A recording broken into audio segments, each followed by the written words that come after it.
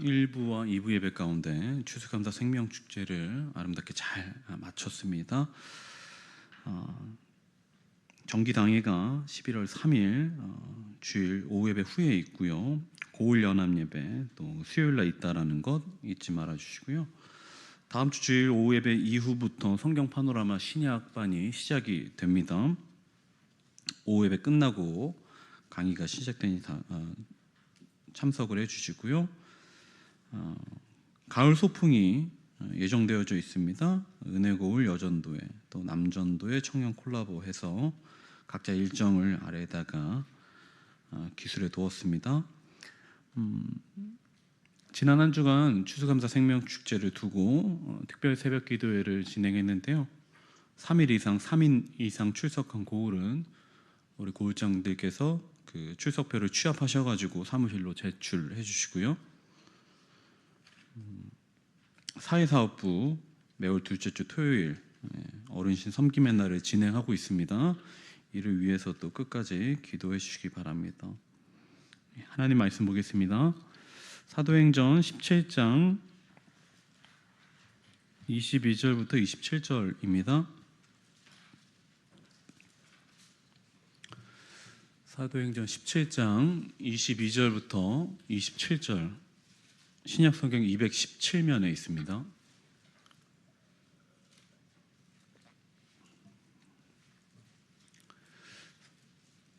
사도행전 17장 22절부터 27절입니다. 바울이 아레오바고 가운데 서서 말하되 아덴 사람들아 너희를 보니 범사에 종교심이 많도다.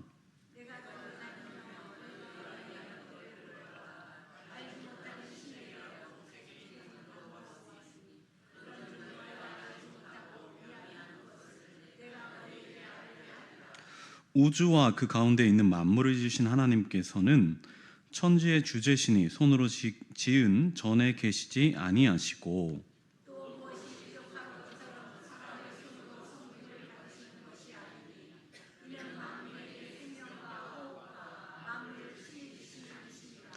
인류의 모든 족속을 한 혈통으로 만드사 온 땅에 살게 하시고 그들의 연대를 정하시며 거주의 경계를 한정하셨으니 이는 사람으로 혹 하나님을 더듬어 찾아 발견하게 하려 하심이로되 그는 우리 각 사람에게서 멀리 계시지 아니하도다. 아멘. 할렐루야. 오늘 오후 예배에 나온 여러분들 축복합니다. 우리 50일의 대각성 기간을 그리고 또한 오늘 추수감사 생명축제를 하나님께 드리면서 예배했는데 너무나도 애쓰고 고생하셨습니다. 우리 옆에 분들에게 격려할까요? 고생하셨습니다. 애쓰셨습니다. 네, 아주 힘드셨죠? 네. 하지만 오늘 오후 예배까지 해야지 50일인 것이지. 지금 보니까 지금 도망가신 분들 몇 분 계시는데 그분들은 50일이 아니라 49.5일입니다. 그러니까 우리끼리 좀 자축을 하고 여기 계신 분들만 50일입니다. 오늘 이제 이 본문은요 아레오바고 선교라고 불리우는 내용이라고 볼 수 있죠. 바울이 이제 아덴 지역을 선교하면서 아레오바고라는 지역에 그 도시에 가게 되었는데 그때 바울이 사용했었던 선교 방법, 전도 방법에 대해서 오늘 본문이 설명해 주고 있습니다. 자, 아덴이라는 곳은요, 지금 아테네 말하는 것이죠. 그것은 우상이 넘쳐나던 지역이었습니다. 우리가 너무나도 잘 알다시피 그리스 신화나 여기에 나오는 신만 하더라도 굉장히 많지 않습니까? 그런 것처럼 이 아테네라는 지역이 사람들의 지식과 또 이성에 대해서도 풍부했었던 지역이지만은 신도 많았다라는 것을 우리는 지금 현재에도 알 수가 있죠. 자, 근데 바울이 이 아덴 지역을 보고 품게 되었던 마음 하나가 있습니다. 우리 16절의 말씀을 한번 읽어볼 텐데요. 16절 오늘 본문 위에 바로 있네요. 16절 한번 읽어보겠습니다. 바울이 아덴에서 그들을 기다리다가 그 성에 우상이 가득한 것을 보고 마음에 격분하여. 아멘. 그렇죠. 바울이 그 땅에 우상이 가득한 것을 보고 어떤 마음이 들었다고요? 격분했다라는 것입니다. 아니 어떻게 하나님 그 한 분만 섬겨야 되는데 이 사람들은 이토록 많은 신들에게 경배하고 있는가? 그것 때문에 마음에 의분이 생겼다라는 것입니다. 자, 바울은 복음을 받아들이고 예수님을 믿었죠. 근데 아덴 사람들은 여전히 복음에 대해서 몰랐고 우상을 섬겼단 말이죠. 세속적이고 지식을 추구하는 사람들의 대표가 아덴 사람들입니다. 신약에서는 그렇게 말합니다.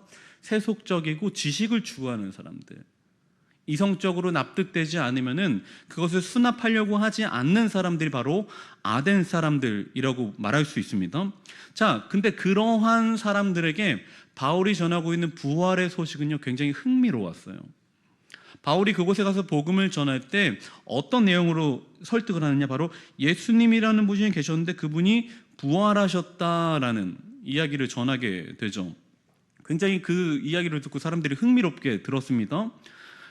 이야기를 듣던 사람들이 이렇게 생각한 거예요. 야, 이거 굉장히 재밌는 이야기고 전혀 그전까지는 들어보지 못했었던 이야기인데, 야, 너 바울 있잖아, 여기서 떠들지 말고 저쪽에 아레오바고에 가서 공식적으로 한번 많은 사람들 앞에서 너의 복음을, 네가 갖고 있는 신에 대해서 한번 설명해 봐라, 이렇게 말합니다. 자, 우리가 종종 아레오바고와 아고라라는 곳을 혼동하기도 하는데요. 이제 아고라 광장 이런 말을 많이 들어보셨을 거예요. 아레오바고랑 아고라는 조금 다른 지역이에요. 물론 같은 동네에 있는 건데요, 지역적으로는 조금 다릅니다. 아레오바고에서 그 바고, 파고스라는 말 자체가 언덕이라는 뜻이거든요. 그러니까 여기는 언덕에 있는 어떠한 장소를 말하는 거예요. 아레오바고. 근데 아고라라는 곳은 아레오바고보다 조금 더 밑에 있는 곳입니다. 그러니까 바고가 언덕이라는 거니까 언덕보다 아래, 아고라 광장이 있다라는 거예요. 그래서 기능적으로 봤을 때 아고라라는 것은 광장, 사람들이 많이 모여가지고 뭐 이야기도 하고 대화도 하고 뭐 약간 조금 이렇게 편하게 있을 수 있는 곳이라면은, 아레오바고라고 하는 곳은 언덕 위에 있을 뿐더러, 거기 있다라는 권위가 있다라는 거죠. 언덕 위에 있을 뿐더러 거기에서 재판도 할 수 있는 보다 공적인 기관, 보다 공적인 장소가 아레오바고라는 겁니다. 이거 좀 구분을 해야 됩니다. 같은 어떤 한 지역에 있었지만은 위치는 다르다라는 것이죠.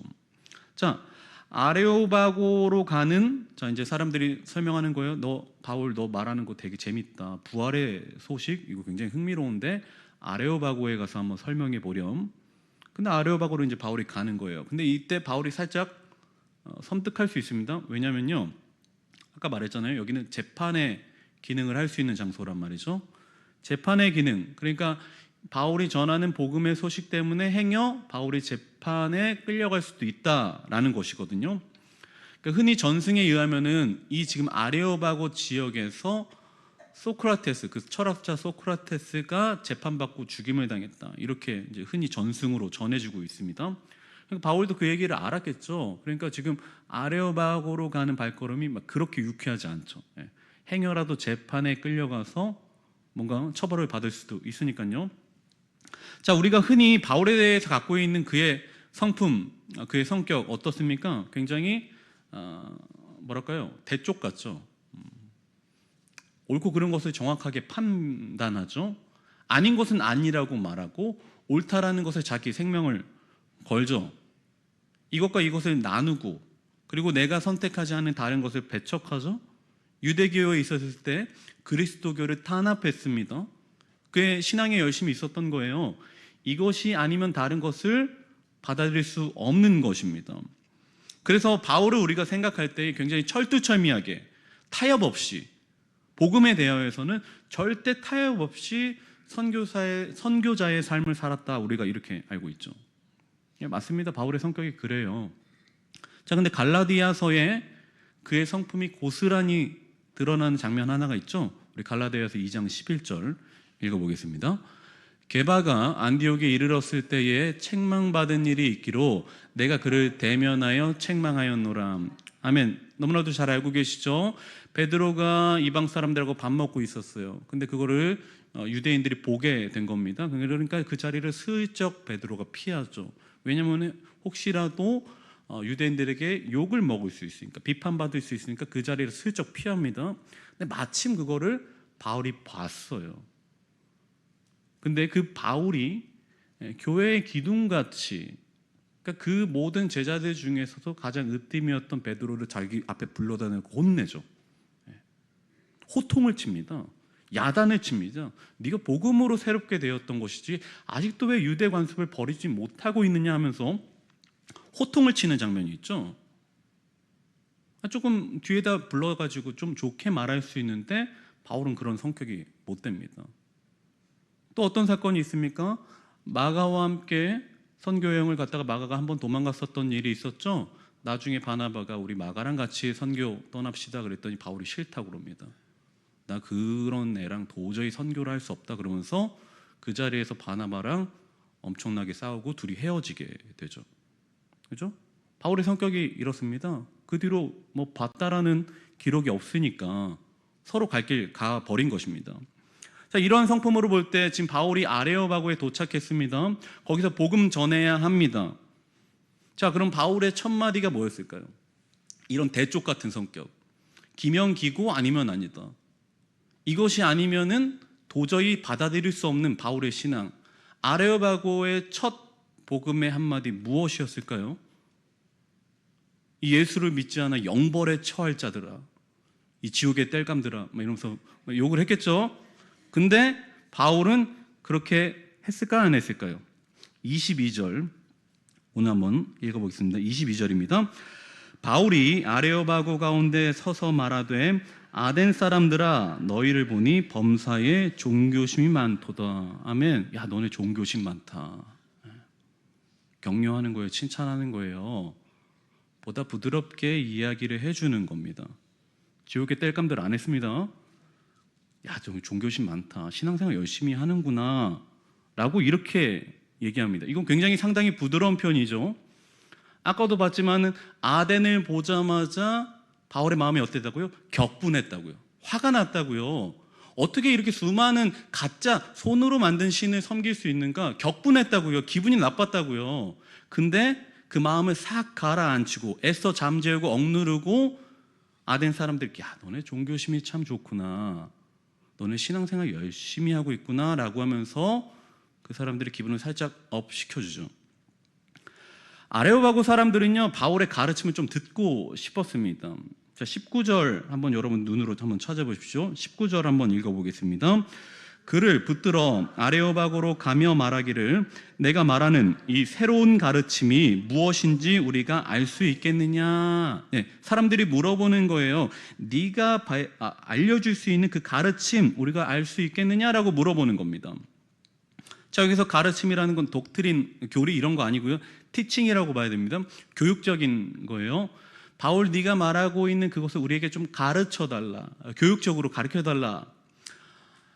선생님이 학생에게 지식을 전달하는 그 단어, 그게 가르침이잖아요. 이게 거기에 쓰여 있단 말이죠.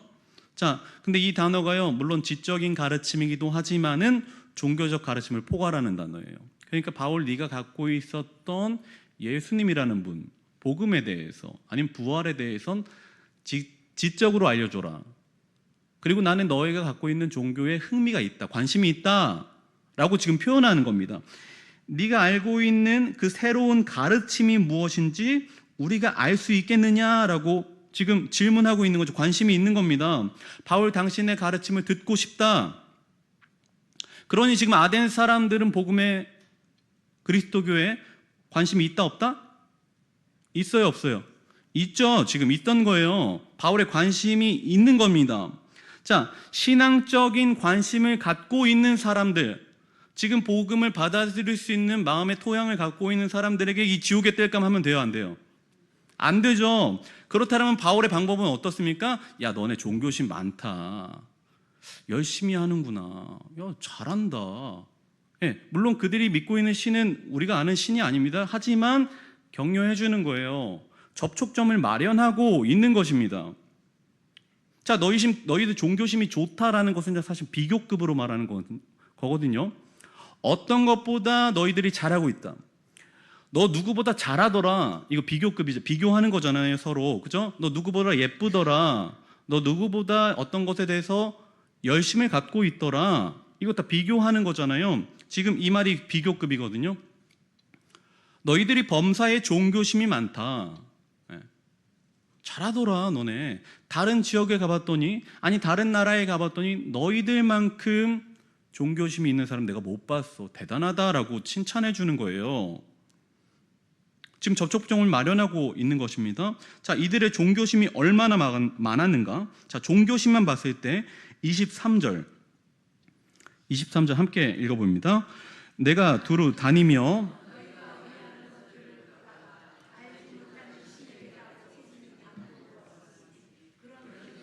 알지 못하고 위하는 그것을 내가 너희에게 알게 하리라. 아멘. 자, 이 사람들이 얼마나 종교에 대해서 관심이 많았는가, 얼마나 열심이었는가. 중간에 보니까 알지 못하는 신에게도 제물을 드립니다. 그러니까 내가 막 신을 여러 개 알고 있잖아요. 뭐 1, 2, 3, 4 이렇게 쭉 세워갖고 제물을 드렸어요. 근데 내가 지식이 모자라갖고 알지 못하는 신이 있을 수 있잖아요. 그죠? 이름 모르는 그 신이 혹시 있을지 모르니까 거기 명패에다가 내가 알지 못하는 신 이렇게 써가지고 거기다가도 제물을 드리는 거예요. 그냥 열심히 있는 거죠.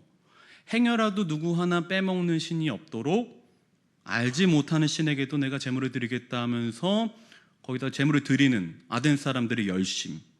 야, 너네 그런 거 되게 신기하다, 재밌다라고 지금 바울이 평하고 있는 겁니다. 혹자는 이렇게 부드럽게 접근하는 바울을 보고 야, 이거 바울답지 않은데 라고 생각을 하기도 합니다. 하지만 이건 진짜 바울다운 거예요. 이게 바울스러운 겁니다. 빌립보서 4장 12절 말씀을 볼 텐데요. 함께요. 나는 비천에 처할 줄도 알고 풍부에 처할 줄도 알아.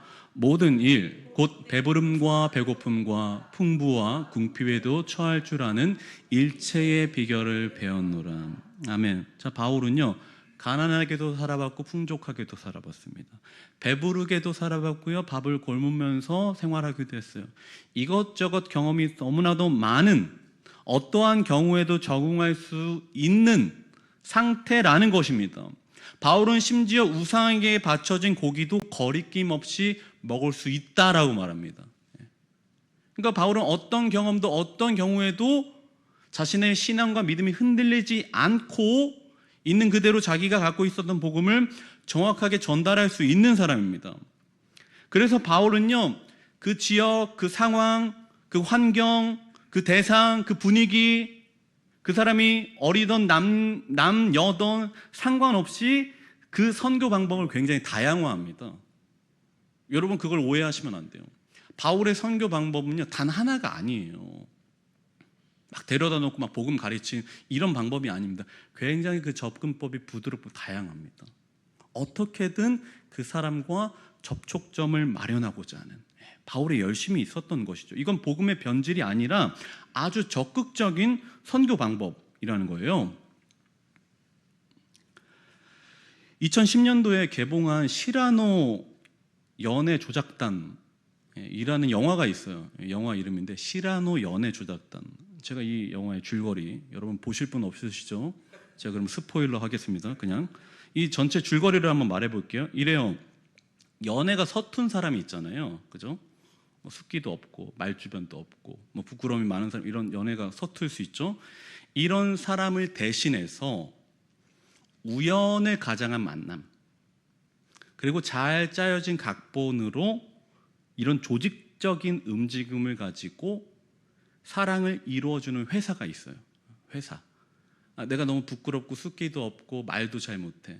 그러면 어떤 회사에다 의뢰하면은 그 사람들이 작전을 잘 짜가지고 우연찮게 만나게 하고 우연찮게 보게 해가지고 얼굴을 익히게, 그리고 어떤 사건을 만들어가지고 서로 대화하도록, 그래서 둘이 연인관계 또는 혼인관계로 발전하도록 돕는 회사가 있는 겁니다. 이제 영화의 스토리예요. 여러분 표정을 보니까 나 때도 이런 프로그램이 있었으면 그 오빠랑 잘 됐을 텐데, 뭐 이런 표정이. 예.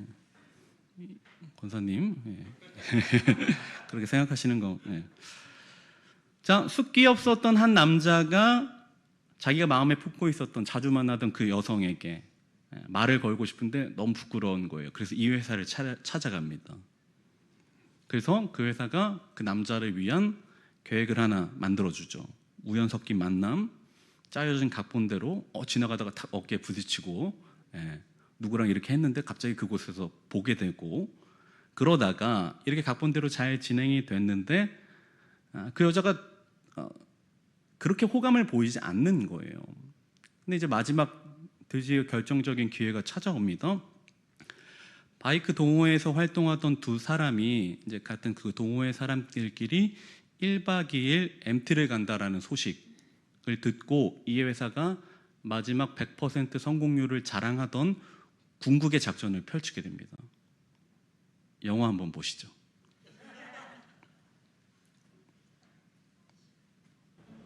이번 동호회 MT는 저희가 통제를 할 수 없으니 사전 계획대로만 움직이십시오. 주식은 절대로 하지 마세요. 저게 남자 주인공이에요. 차라리 금을 사세요. 금을. 일단 다른 사람들과 얘기를 많이 하십시오. 김희중 씨 주변 사람들 선생님 편으로 만들어야 합니다. 이번 MT의 하이라이트는 바로 이겁니다.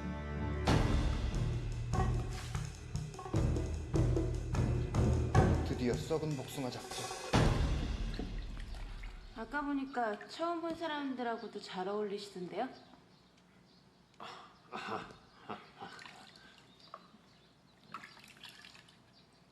이거 썩었네. 버려야겠다. 아 잠깐만요. 누가 먹겠죠? 자 갑시다. 네.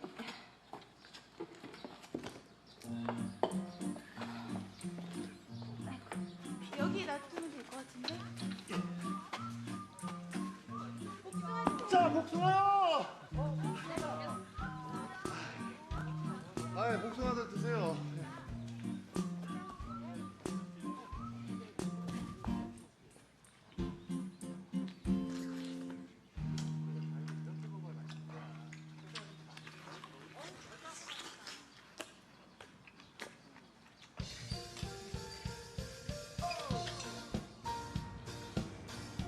네, 여기까지입니다.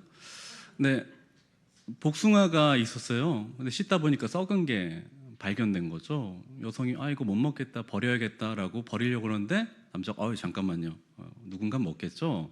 그러면서 슬쩍 놓고 아무도 집어가지 않는 복숭아, 아니 집었다가 썩었네 하고 내려놓은 복숭아를 결국에 누가 먹어요? 자기가 탁 먹으니까 여자의 눈빛이 어떻습니까? 살짝 흔들렸죠. 그러니까 뒤에 같이 차 타고 돌아다니잖아요. 데이트 시작된 거예요. 이게 바로 궁극의 100% 성공률을 자랑하는 데이트 이 사건이라는 거예요. 이 만들어 놓은 거거든요. 자, 누군가는 도저히 먹고 싶지 않은 그 썩은 복숭아를 남자가 집어 먹었단 말이죠. 여성의 눈빛이 달라집니다. 자, 마태복음 5장 16절 볼 텐데요. 함께 읽어볼까요? 이같이 너희 빛이 사람 앞에 비치게 하여 그들로 너희 착한 행실을 보고 하늘에 계신 너희 아버지께 영광을 돌리게 하라. 아멘. 자, 여기 보니까 착한 행실이라는 말이 나옵니다. 사람들은요, 우리의 착한 행실만 봐도 마음 문을 엽니다. 우리가 했었던 그 착한 행동 하나만 보더라도 그 안에서 예수님의 그림자를 보려고 합니다, 사람들은요. 자, 우리가 지금 추수감사 생명축제 50일간 작정 기도를 하면서 편지도 쓰고 선물도 보냈단 말이죠. 자, 그러면 그 선물이 뭡니까? 그 선물은요, 하나의 툴이에요. 그냥 하나의 도구일 뿐입니다. 그 자체가 그 사람의 마음을 움직이지는 못합니다. 하지만 그게 도구가 되고 접촉점이 되는 것이죠. 여러분, 누구랑 만나자고 했을 때 그거 슬쩍 내밀면서 말하는 게 훨씬 더 도움을 주잖아요. 그런 것이죠. 저는 시장에서, 우리가 이제 재래시장 이런 데서 예전에 이런 장면 많이 봤습니다. 상인과 구매자 간의 신랑이, 이걸 이제 종종 봤어요. 그럼 이제 이 구매자가 이렇게 하죠. 좀 깎아줘. 이거 하나 더 넣어줘. 이거 좋은 건데 좀 바꿔줘. 하면서 막 실갱이를 하잖아요. 그러다가 마지막에 이 서로 된다 안 된다, 뭐 깎아준다 만다 이러다가 구매자가 결국에는 쟁취를 하죠. 그죠? 결국엔 깎아내. 결국엔 깎아내고 결국엔 하나를 더 얻어. 그렇죠? 그런 경우들 여러분 많이 보시죠? 그것이 더 많이 받는 것이든 하나를 더 주는 것이든 아니면 더 좋은 것으로 알이 큰 걸로 바꿔오는 것이든 간에 그 흥정에서 승리한 구매자는 이렇게 말합니다. 권사님 드디어 깎았어. 그렇게 싸울 듯이 실갱이하고 나서 부르는 그 이름, 난 진짜 안 나왔으면 했던 그 이름, 내가 들으면서 조마조마했었던 그 이름, 그렇게 다투면서 그렇게 티격태격하면서 부르는 그 직분의 이름은요, 덕스럽지 못합니다. 그리고 상인들에겐 그게 바로 오늘 봤었던 그 사람이 교회의 하나의 이미지가 돼요. 그게 고정관념이 됩니다. 물론 우리 성도의 입장을 이해하지 못하는 것도 아닙니다. 이거 교회 공금이고, 그죠?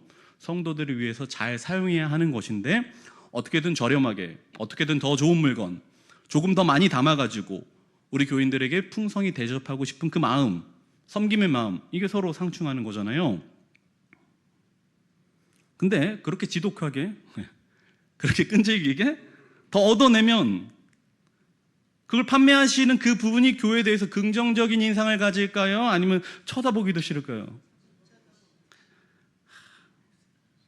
종종 아침이든 오후든 간에 유모차 끌고 산책 나간단 말이에요. 그럼 이제 의자든 정자든 간에 잠깐 쉬고 있으면 아주 친절하게 먼저 와서 말 거는 분들이 있어요. 아, 여기 아기가 있네. 아, 몇 개월이에요? 아, 산책 나갔구나. 이러면서 말을 아주 자연스럽게 겁니다. 그럼 저도 이렇게 쉽게 대답을 하죠. 그 얘기를 하다가 그분이 이제 마지막에 이렇게 질문을 하는 거죠. 아, 너무 귀엽다. 뭐 몇 개월이에요? 산책 나갔구나. 어떻게 남자애죠? 이런 물어보는. 사실 이거 불편한 진실인데요. 여러분, 이거 불편한 진실입니다. 모든 아이가요, 다 예쁜 거 아닙니다. 아시죠, 여러분? 모든 아이는 다 귀엽죠. 예. 근데 모든 애기가 다 엄청 예쁜 거 아닙니다. 예. 어떤 애기는요, 길 가다가 어른들이 길 물어봐. 막. 예. 하나님이 이제 흙으로 만들다가 아이고 떨어뜨리고 이런 애들이 있어요. 아, 이게 불편한 진실입니다. 불편한 진실. 예. 예. 막 못나고 뭐 그렇다는 게 아니라 약간 애기인데 조금 더 이렇게 연식이 있어 보이는 애들이 있단 말이죠. 있어요. 그리고 또 유모차에 뉘어놓으면 좀 얼굴이 찌그러지잖아요. 그러니까 좀 이렇게 구분 못하는 거죠. 자, 근데 잘 봐야 돼요. 자, 굳이 엄마가 거기다가 없는 머리다 핀을 꼽았단 말이죠. 그죠? 핀을 꼽았어요. 그리고 굳이 거기다가 막 핑크로 다 옷을 입혔어. 그러면 여자예요, 남자예요? 여자죠. 근데 거기다 두고 남자예요 물어보면 됩니까? 그 이상한 사람이에요. 그런 사람하고 가까이 지내면 안 됩니다, 여러분. 그런 사람 가까이 지내면 안 돼요. 분명히 어떻게든 간에 지금 표식을 하려고 핀을 막 없는 머리에다 꼽고 막 머리띠를 둘러가지고 핑크 색깔로 막 다 도배를 했는데 거기다 남자예요 물어보면 어떡하자라는 거예요, 지금. 그런 질문 하시면 안 됩니다, 여러분. 우리가 여자의 아기를 키우고 있는데 남자애죠라고 물어보면 그 알 수 없는 그 씁쓸함이 생긴단 말이에요. 여러분, 그렇게 하면 안 됩니다. 그런 사람하고 친구하지 마세요. 안 좋아요. 관심이 없는 거지 다른 사람한테. 여러분 진짜 그런 사람이 되지 마십시오. 그런 사람하고 어울리지도 마십시오. 물론 아무리 봐도 여자애가 아닌 것 같아. 도저히 입에서 그 말이 안 떨어지겠지만은 여러분 하셔야 됩니다. 왜냐? 여러분이 그 여자애한테 남자애죠라고 질문하는 순간 복음의 문이 닫혀요. 맞죠? 기분 나쁘지 않겠어요? 그러니까 연습하세요, 지금. 아무리 봐도 여자애 아닌 것 같아. 아무리 봐도 한번 떨어뜨린 것 같아. 그러면은 그럼에도 불구하고 여자애죠 이렇게 하는 거예요. 다 같이 연습합시다. 시작. 여자애죠. 아니, 남자애 같이 보이더라도 여자애죠라고 먼저 물어보세요. 그게 그 사람의 마음을 녹인다니까요. 뭐로 가도 서울만 가면 된다라는 목적지향 결과주의 이거 아닙니다. 복음의 접촉점을 마련하자라는 겁니다. 여러분이 그 한마디 건넸을 때에 성별이 다르면 어떻게 되겠어요? 그 사람한테 복음 전할 수 있습니까? 안 전해집니다. 마음은 닫아지게 되는 거예요. 여러분, 저는 여러분들에게 오늘 이렇게 권면드리고 싶습니다. 여러분, 시장에 가서 썩은 복숭아를 집어 드십시오. 적당히 우리가 좋은 것을 많이 골라놨다라면은 그 누구도 사 먹을 수 없는 그곳에서 판매할 수 없는 그것을 고르세요. 그게 여러분들이 앞으로 복음 전할 사람입니다. 그리고 그것이 복음의 접촉점이 될 것입니다. 우리의 삶은 이렇게 변해야 되는 거예요. 어떻게 해서든 간에 복음을 전하고 어떻게 해서든 간에 우리가 알고 있는 이 너무나도 좋은 이 선물을 전해주고 싶은 그 마음으로 살아가야 합니다. 여러분, 이 50일의 대각선 기간, 여러분이 초대한 그 사람 오셨던 오지 못하였던 다른 일 때문에 이곳에 오지 못하였어도 여러분 실망하지 마십시오. 우리의 사명은 뭡니까? 여기다 데려다 놓는 겁니까? 아니죠. 전하는 것이죠. 여러분 만나는 그 모든 사람에게 복음 전할 수 있는 오늘부터 다시 시작입니다. 그 사실을 깨달으시고 썩은 복숭아를 집어 드십시오. 그리고 또 제일 중요한 건 뭐라고요? 여자애죠. 반드시 그렇게 질문하셔야 됩니다. 만약에 혹시 우리 성도들 간에 그렇게 질문 안 하시는 분이 있으면 제가 쫓아가도록 하겠습니다. 우리 함께 기도해요. 우리 이렇게 기도할게요. 하나님, 우리의 삶이 정말로 주님 위해서 산다 라고 누구에게도 말할 수 있을 정도로 복음으로 꽉 채워진 사람이 되기를 원합니다. 바울은 자신의 성격, 자신의 성품, 내가 갖고 있었던 격분과 의분을 모두 다 잠재우고 아덴 사람들에게 다가갔습니다. 우리도 우리의 삶이 날마다 선교의 삶, 전도의 삶이 될 수 있도록 우리 주변에 있는 모든 사람을 사랑으로 품어주고 환대해주고 아껴주고 어떻게 해서든 간에 복음을 전할 수 있는 우리의 입술이 될 수 있도록 인도하여 주시옵소서. 우리의 삶 전체가 복음을 전하는 도구가 되게 하여 주시옵소서. 우리 이러한 기도 제목으로 함께 기도하시겠습니다. 하나님 아버지 감사합니다. 날마다 주님 복음 전하는 주님의 자녀들 백성들이 되기를 원합니다. 하나님 아버지, 우리 주변에 아직도 주님을 모르고 한 번도 들어보지 못한 사람도 있다고 합니다.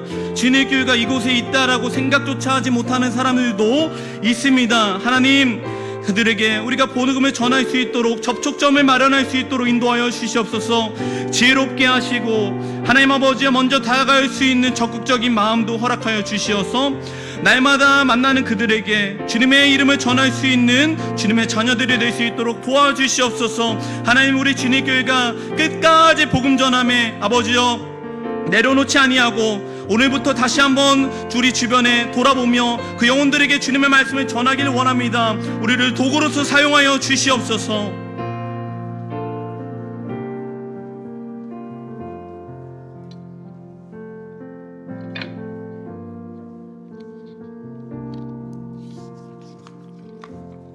계속 반주해 주시고요.